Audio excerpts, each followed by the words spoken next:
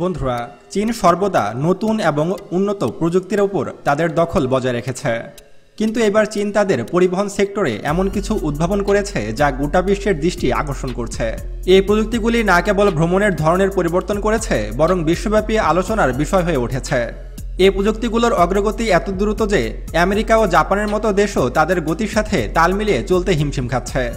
চীনের এই আবিষ্কারগুলো দেখলে মনে হয় চীন হয়তো গোটা পৃথিবী থেকে 100 বছর এগিয়ে গেছে। যেমন অটোমেটিক বাস, ফ্লাইং কার, ড্রোন ট্যাক্সি, এমনকি পানিতে চলা গাড়িও তৈরি করে ফেলেছে চীন। আর চীনের এই ভবিষ্যতের আবিষ্কারগুলো দেখলে আপনার মাথা ঘুরে যাবে এবং আপনি কল্পনা করবেন যে আমরা হয়তো চীনের থেকে 100 বছর পিছিয়ে আছি। তো বন্ধুরা, আজকের ভিডিওটিতে আমরা চীনের এমন সব উদ্ভাবন দেখতে চলেছি যেগুলো গোটা বিশ্বকে অবাক করে দিয়েছে। তাই ভিডিওটির সম্পূর্ণ মজা নিতে ভিডিওটি না টেনে একদম শেষ পর্যন্ত দেখতে থাকুন। তো চলুন শুরু করা যাক। এক্সপেং S3 চাইনিজ ফ্লাইং কার। আপনি কি কখনো ভেবে দেখেছেন যে ভবিষ্যতে এমন গাড়িও তৈরি হবে যেটি রাস্তায় চলার পাশাপাশি আকাশে উড়তে পারবে? হ্যাঁ, চীনের একটি কোম্পানি এক্সপেং মোটরস ঠিক এমন একটি গাড়ি তৈরি করেছে।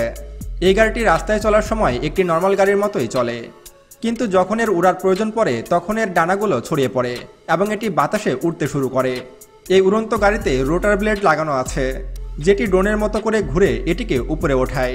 এটিতে একটি বিশেষ ধরনের ভার্টিক্যাল টেক অফ এবং ল্যান্ডিং সিস্টেম রয়েছে, যা এটিকে সরাসরি মাটি থেকে বাতাসে তুলে নেয়। অর্থাৎ না কোনো রানওয়ের প্রয়োজন পড়ে, না কোনো বড় জায়গার। শুধুমাত্র একটি বাটন টিপলে গাড়ি বাতাসে উঠবে। এর উড্ডয়ন উচ্চতা প্রায় 1000 মিটার এবং এর গতি প্রতি ঘন্টায় প্রায় 130 কিলোমিটার পর্যন্ত পৌঁছাতে পারে। এর ভিতরে থাকা আধুনিক নেভিগেশন সিস্টেম এবং সেফটি গিয়ার্স এটিকে উড্ডয়নের সময় সম্পূর্ণ নিরাপদ করে তোলে। রাস্তায় চলাচলের জন্য এটিতে ইলেকট্রনিক মোটর ব্যবহার করা হয়েছে এবং বাতাসে ওড়ার জন্য শক্তিশালী প্রপেলার ব্যবহার করা হয়েছে গাড়িটিতে। এছাড়াও এই গাড়ির ব্যাটারি ব্যাকআপ এতটাই অসাধারণ যে এটি একবার চার্জ করলেই দীর্ঘ সময় এটি আকাশে উঠতে পারে এবং কমপক্ষে 200 থেকে 300 কিলোমিটার পথ পাড়ি দিতে পারে।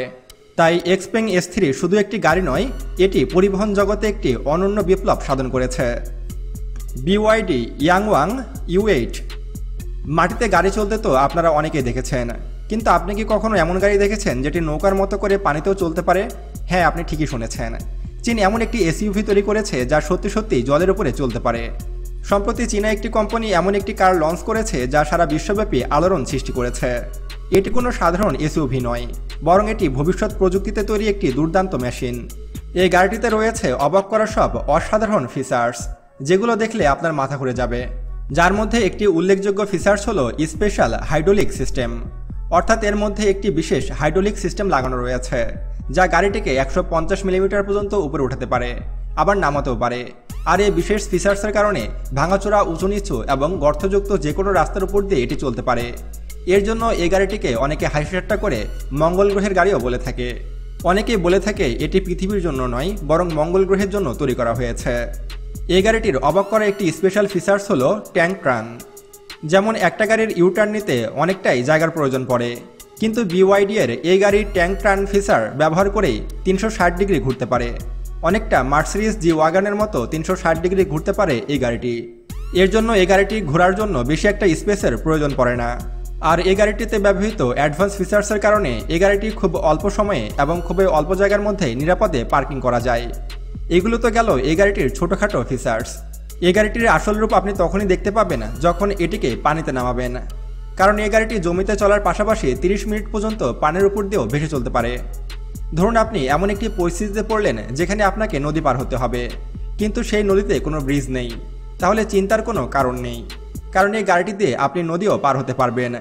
যখনই কোনো বন্যা প্লাবিত রাস্তা কিংবা নদী পার হতে যাবেন, তখন এর আর্টিফিশিয়াল ইন্টেলিজেন্স সহজেই তা ডিটেক্ট করে নেবে আর সঙ্গে সঙ্গেই এর ইমার্জেন্সি ফ্লোটিং মোড চালু হয়ে যাবে। এই মোডটি চালু হবার সঙ্গে সঙ্গে অটোমেটিকভাবে জানালা দরজা সব বন্ধ হয়ে যাবে এবং সানরুফ ওপেন হয়ে যাবে, যাতে প্রয়োজনে বাইরে বেরিয়ে আসা যায়।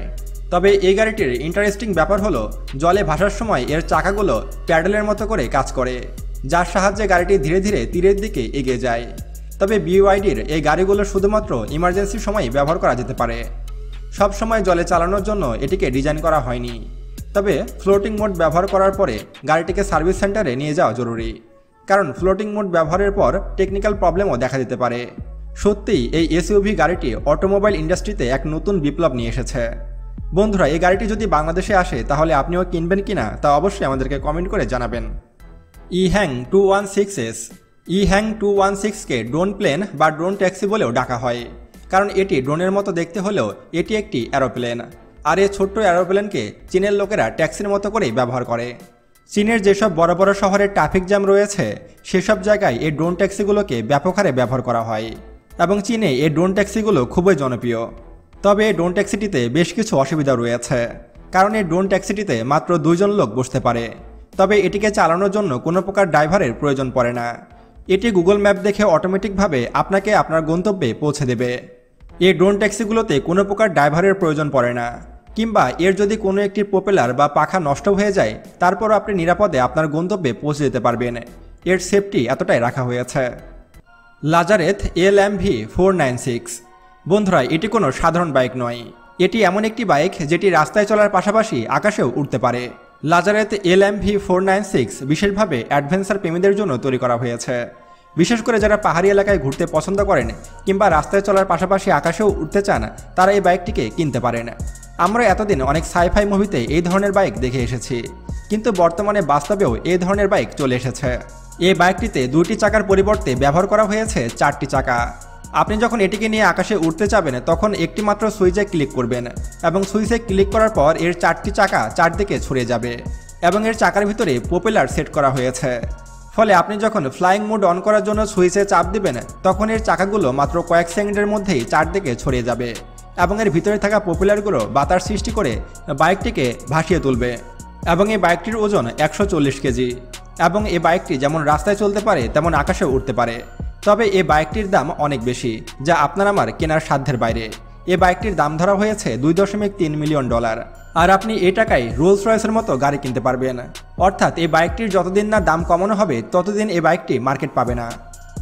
অটোমেটিক বাস। আর এই বাসটি স্বপ্নের চেয়ে কোনো অংশে কম নয়। আপনি কি কখনো স্টিয়ারিং ছাড়া ড্রাইভার ছাড়া বাস দেখেছেন?